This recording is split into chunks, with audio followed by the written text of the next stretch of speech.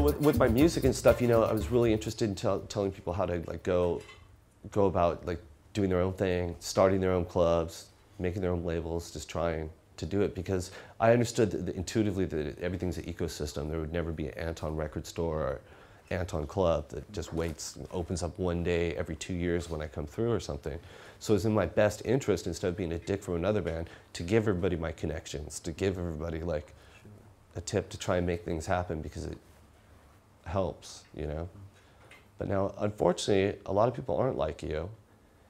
And one of the crazy things that you notice is with all this new wealth and this new money, the new Varishas, none of them have a fucking idea how to spend money or anything to do with it. So it stagnates, you know, because you can do so many cool things. Yeah, you can. And even if you didn't have the energy or the inclination, you can make stuff happen. You can find... Always. There's plenty of warehouses. One rich person could like just turn a warehouse space going nuts for like 2 artists in a year doing something different. Okay, I don't even like what you're doing. Go, well, we're gonna get somebody else in here. And just like, you know, and just go, impress me. You know, just go to the school and just go, draw it on a napkin. Absolutely. You know, I'll give you 5 minutes. Just to humor yourself, you know? But you just don't see any of it.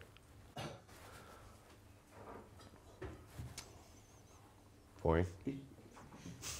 Boring. No, not at all, man. No, I'm having a moment taking that in. Because it is. That's what should happen. It doesn't happen, but it should happen. It happens at a micro level. If some people help out, like these guys at Austin Psych Fest. Yeah, you yeah. know? No, of course, yeah. They really, you know, they got their little label, they got their big festival, they're doing what they want to do, you know. They helped out old Rocky Erickson do some stuff. Yeah, it's amazing, yeah. Which is all cool stuff, you know, and that's what I really respect, you know. Really respect people just doing their own thing and trying to help other people out. If you could turn it all back and do things differently, was there anything that you would have done differently?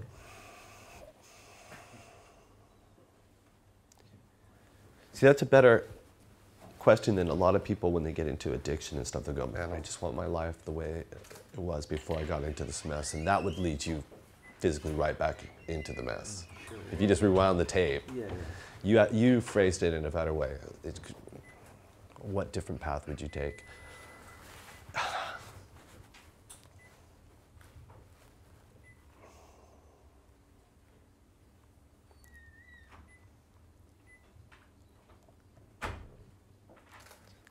There's nothing I could say really, basically. You know what I mean? You're just like, you're at where you're at. I did spend a lot of time waiting for things to happen. Like, see, it never occurred to me that I could move to Europe. Why not?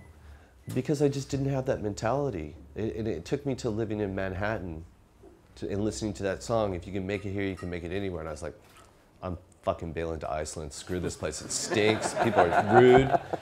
Scandinavian ladies are much better looking. This is just like, it's a no-brainer, you know? So then I was gone.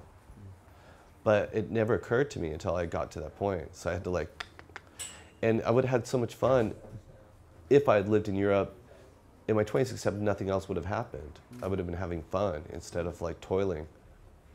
So it's a tough call.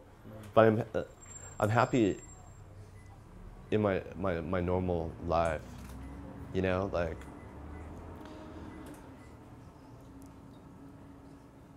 You know Philip John at all? I do. Okay. So we're going to work on a project. Shall we tell them who Philip John is? Yes. Just so there's a point. He's a BAFTA-winning director.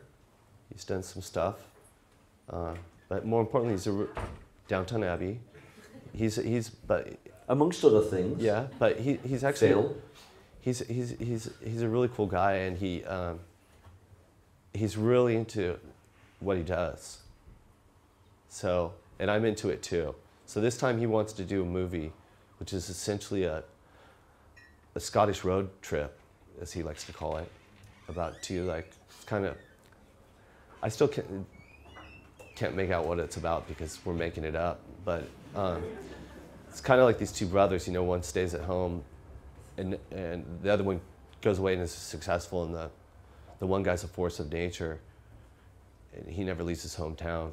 So they've got some bad blood, so they get together and try and work it out and go on this road trip up to the islands in Scotland. And so I get to make up all the incidental music and create this guy's a musician, and create his musical persona besides all of it. So we were supposed to do this in August, and it got pushed back. So when I came home from tour, I was like, ugh, you know what I mean? Mm-hmm. So then I recorded an EP, and then the guys at Finders Keepers said, we want to do a compilation of, you know, you could pick anything that we've released in 20 years. And I love Andy Vodal, you know, he does all kinds of cool, he's got great taste. Yeah. Like his records, not only is it like this kitschy cool thing and he's got this Bollywood thing, it's like there's quite often really good tracks on it. So he's got a really good ear.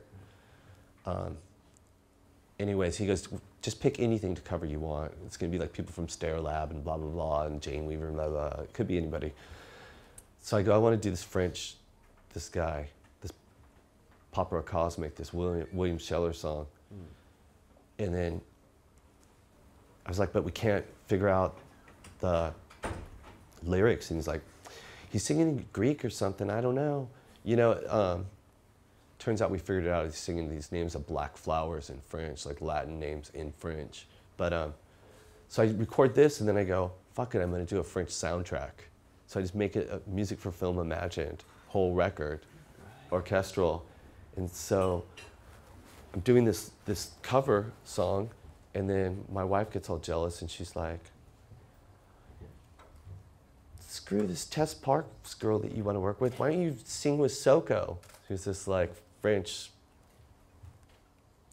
actress, musician in LA and all this stuff. So I just hit her up on Twitter. Do you want to do this? She does it. Get her a studio, long distance. So it's interesting, the new media working, you know? Working over the internet, but hire a studio, just give directions. Knock out this whole record, and then I have this another track with Asia Argento, so Dario Argento's daughter. Yeah. So it's great. Then I bring this Canadian woman over and recorded a whole nother record. So that's what I did like in a month. That's a phenomenal work rate. Yeah, but I want to like leave like this crazy messy trail and that's what I wanted to talk to you about, because I don't really have. No.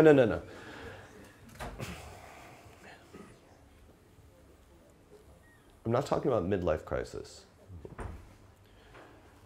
When you when you had reached a certain age, did you feel like you just wanted to do more with your life, even more? Oh yeah, of course, yeah. It's not just a sense that, okay, one day I won't have the energy to do this anymore. So you're 67, you were born? I'm like Rutger Hauer in that Blade Runner. I want more life, fucker, you know? Yeah. Oh, absolutely, yeah. This is my most... Banging on the doors of the Tyrell Corporation, right? But... I think I already probably know the answer to that, because this is my most busiest time of my life. And it's amazing. Well, I really want to do it. I mean, I'm really practical, because I have to watch in my life. You know, I get so in the zone, I could just work 24 hours a day, and then that would lead to these manic states. And what happened was, also artistically, what was making these progressively worse is that besides drug or alcohol would be that I would chase those. I would love the feeling. Yeah, cool. And in that, I wanted to touch on this. I could relate to Rodin, the sculptor. There's like this fire in my head, and it's have you ever seen one of these electron shots of like a virus hitting a cell, and it shows you where there's fingers where your neurons actually hit these chemicals. Well, this fire in my head, there's these sounds and these things that only these movements or these things can actually scratch that itch. And I could relate to like Rodin in his sculpture, because every single form was like these stretched arms, the muscles flexed, you know, and it was like he's trying to get that out of his hands from the actual, out of the tools, and you see it in Van Gogh's work. You know, the paintbrush, it's like he's just doing this thing, trying to get that energy, like, that in turn feeds his head, and it's a weird balance, you know, because I still strive for that stuff, but I can't get worked up over it, you know what I mean? I can't let myself, like, get nuts that way.